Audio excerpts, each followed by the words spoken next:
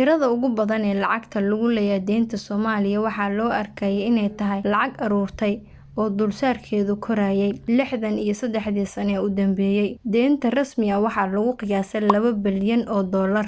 Inta kalese waa ribo ku kordhaysay sanadba sanadka uu ka dambeeyo. Deynta lagu leeyahay Soomaaliya waa 5 bilyan iyo 200 kun oo dollar. Waxaa la amaahday 30 sano ee u horeeyay xorriyadda, laakiin deynta ugu badan waxaa la galay intii u dhaxaysay 1978 ilaa 1990. Deynta lagu leeyahay Soomaaliya waxay isugu jirtaa dhaqaale lagu fuliyo mashruucyo la xiriira beeraha, xoolaha iyo xitaa dhismayaal. Qaybo kale oo la rumaysan yahay in loo adeegsaday arrimo siyaasadeed, howlo ciidan iyo dano shaqsi. Haddaba yaa ku leh Soomaaliya deynta? Lacagtan deynta waxaa Soomaaliya ku leh dalal dhowr ah oo ku jira isbahaysiyo dhaqaale oo kala duwan. Dalalka boobay ee deynta leh waxaa ka mid ah kuwa ku mideysan Naadiga Paris. Xubnaha naadigan ee deynta leh waxaa ugu horeeya Mareykanka, waxaana soo raaca Ruushka, Talyaaniga iyo Faransiiska. Mareykanka oo kaliya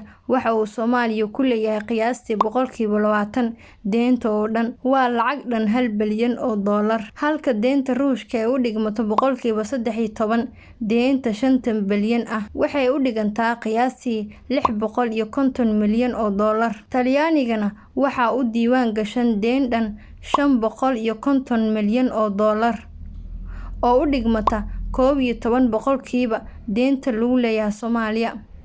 Deynta Faransiiska waa 8%, taasoo u dhigmata 400 oo milyan. Dalalka kale ee Soomaaliya deynta ku leh waxaa ka mid ah dalalka Carabta, Sacuudiga, Imaaraadka, Ciraaq, Kuwait iyo ururada Carbeed iyo kan ururka dalalka shidaalka soo saara. Wadarta guud ee deyntaasi waxaa lagu qiyaasaa 900 oo milyan oo dollar. Deynta dalalka Carabta iyo ururada kale waxay u dhigantaa 18% wadarta guud ee lagu leeyahay deynta Soomaaliya.